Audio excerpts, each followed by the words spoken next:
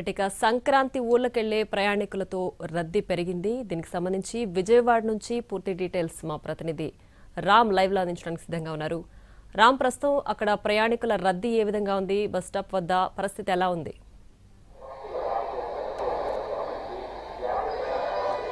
ప్రియా, బస్టాండ్లో ఉదయం నుంచి కూడా అంటే నిన్న రాత్రి 1 గంట నుంచి కూడా వరుసగా బస్సులను అయితే రిలీజ్ చేస్తున్నటువంటి పరిస్థితి అయితే ఉంది. వేరే ఊళ్ళ నుంచి అంటే హైదరాబాదు, విశాఖపట్నం, చెన్నై, అలాగే అటు బెంగళూరు నుంచి కూడా ఇటువైపు వచ్చి ఇక్కడి నుంచి మళ్ళీ తిరిగి వెళ్ళేటటువంటి వాళ్ళు ఎవరైతే ఉంటారంటే ఎక్కువగా ఉభయ గోదావరి జిల్లాలకి ఎక్కువగా ఇక్కడి నుంచి వెళ్తారు. అలాగే రాయలసీమ వైపు వెళ్తూ ఉంటారు. ఇంకొక పక్కన పల్నాడు ప్రాంతానికి కూడా వెళ్ళేటటువంటి పరిస్థితి అయితే ఉంటుంది. అటువంటి నేపథ్యంలో మనం చూడొచ్చు ఇక్కడ మొత్తం అంతా కూడా ఫుల్ రష్గా, అంటే ఇప్పటికీ ఇదే ప్లాట్ఫామ్ నుంచి 4-5 బస్సులు వెళ్ళాయి. ఇంకా కూడా ఇక్కడ వెయిటింగ్ లో అయితే జనాలు ఉన్నటువంటి పరిస్థితి అయితే మనం గమనించవచ్చు. అలాగే ఇక్కడ చూస్తే కనుక ఆర్టీసీ అధికారులు కూడా ఇక్కడ పూర్తి స్థాయిలో జాగ్రత్తలు తీసుకున్నటువంటి పరిస్థితి. సార్ చెప్పండి, ఎట్లాంటి అంటే ఎన్ని బస్సులు కేటాయించారు, అంటే ఇప్పటిదాకా రష్ ఎలా ఉంది? యాక్చువల్గా మేము ఈ పండగ ట్రాఫిక్ని దృష్టిలో పెట్టుకొని మేము అదనంగా 500 నుంచి 550 నుంచి 600 బస్సులు ముందుగా ప్లాన్ చేయడం జరిగిందండి. దాంట్లో భాగంగా ఇవాళ రాత్రి 12 గంటల నుంచి ఈ టైం వరకు కూడా మనం గమనించినట్లయితే దాదాపు 250 బస్సులు వెళ్ళడం జరిగింది.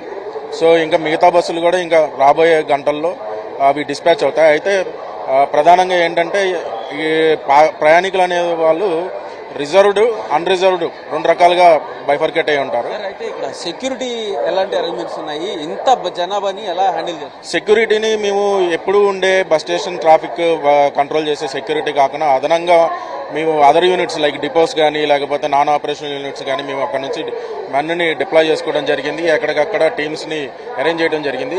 మా వాళ్ళు కాకుండా అదనంగా పోలీసు వారు కూడా ఇంకా ఎప్పటిదాకా ఇంత ట్రాఫిక్ ఉండొచ్చు అని మీరు అంచనా వేస్తున్నారు? యాక్చువల్గా రేపు మార్నింగ్, రేపు ఆఫ్టర్నూన్ వరకు ఇదే విధమైన, ఎందుకంటే ఇవాళ నైట్ కూడా హైదరాబాద్ నుంచి అటు నుంచి కూడా మాకు ఉన్న డేటా ప్రకారం మాకు రిజర్వేషన్ ప్యాటర్న్ ప్రకారం ఇన్ఫ్లో అనేది ఉంటుందని చెప్పేసి మనకి ఎస్టిమేషన్. సో అది పరిస్థితి. చాలా మంది వస్తారని తెలుస్తున్నారు. అమ్మ చెప్పండి, ఏ ఊరు వెళ్తున్నారు? నసరాపేట. బస్సు దొరుకుతుందా? ఎలా ఉంది పరిస్థితి? చాలా టైట్ గా ఉందండి. 1 అవర్ అవుతుంది. అమ్మ చెప్పండి, ఏ ఊరు వెళ్తున్నారు? ఎంతసేపు నుంచి ఎదురు? ఆల్మోస్ట్ 1 అవర్ నుంచి వెయిట్ చేస్తున్నాం. మాకు బస్సెస్ ఏం దొరకట్లేదు. ఏ ఊరు నుంచి వచ్చారు మీరు? హైదరాబాద్ నుంచి. అంటే హైదరాబాద్ లో నుంచి ఇక్కడికి రావడానికి ఎలా ఉంది? ఇక్కడికి వచ్చిన తర్వాత ఎలా ఉంది? అక్కడ నుంచి రావడం కూడా చాలా హెక్టిక్ గా ఉంది. ఇక్కడ కూడా అలానే ఉంది, సేమ్ సిచ్యువేషన్. సార్ చెప్పండి, ఏ ఊరు వెళ్తున్నారు? ఏ ఊరు నుంచి వచ్చారు? నసరాపేట వెళ్తున్నామండి. ఏ ఊరు నుంచి వచ్చారు?